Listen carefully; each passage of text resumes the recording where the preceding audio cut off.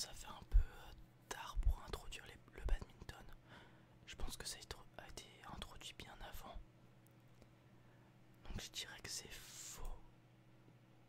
Ok, c'est vrai, le badminton avait ses débuts aux Jeux paralympiques de Tokyo en 2020. Ok, vraiment. Alors si là je m'y attendais pas du tout parce que j'ai moi-même fait du badminton.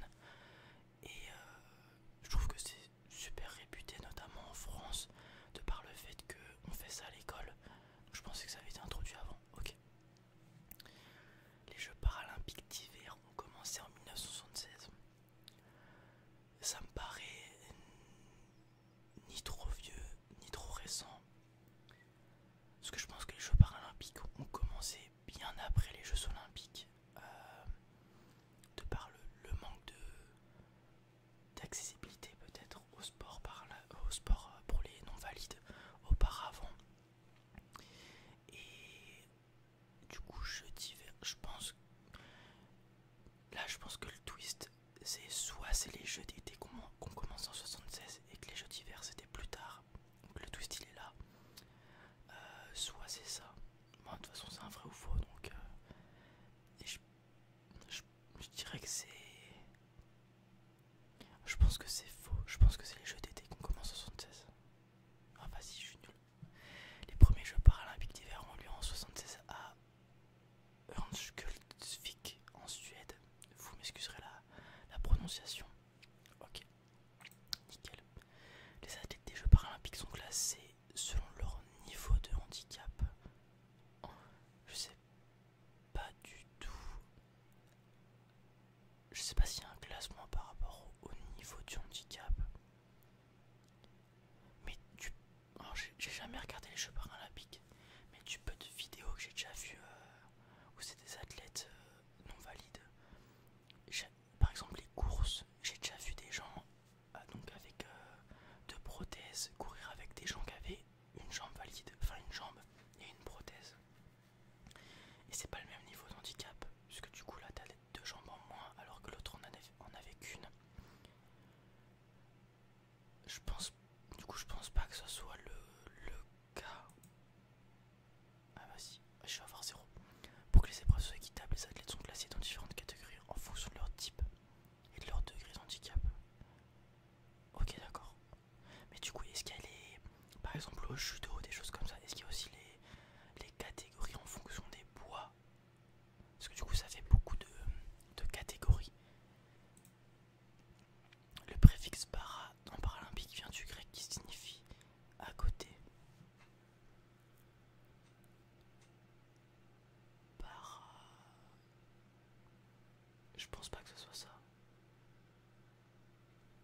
Je pense pas que ça soit ça. Je pense que c'est autre chose. Parce que la paralysie, c'est quand t'es bloqué. Donc ça doit être genre un truc avec le mouvement para. Mais vas-y frère.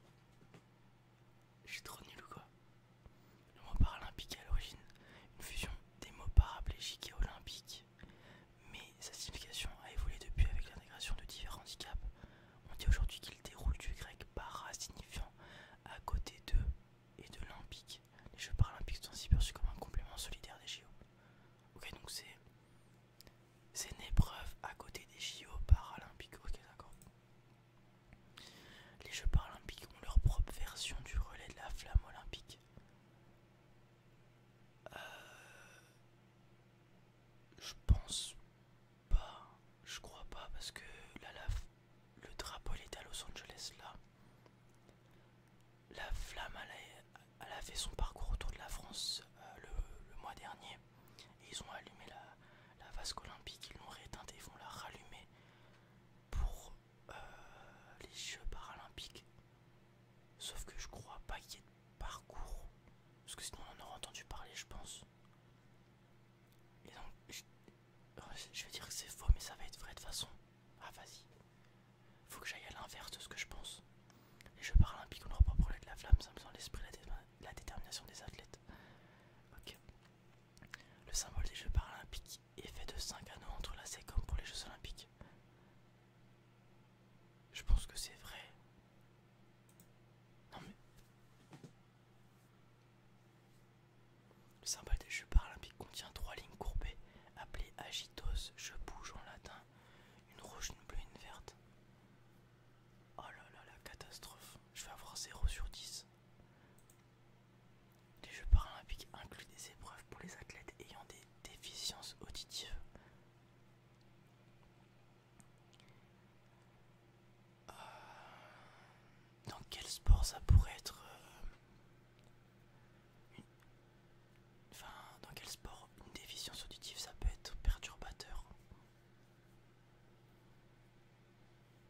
J'essaie de réfléchir. Je, je pense.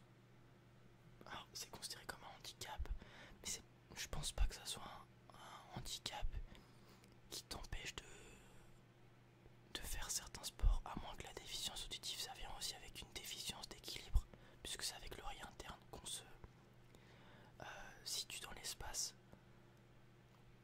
Et dans le pire des cas, entre guillemets, tu peux mettre des prothèses qui te permettent d'entendre, et je suis pas sûr que ça soit giga lourd, donc ça doit pas trop jouer sur tes performances. J'ai envie de dire faux, mais ça va être vrai. Non, ok, c'est faux. Okay.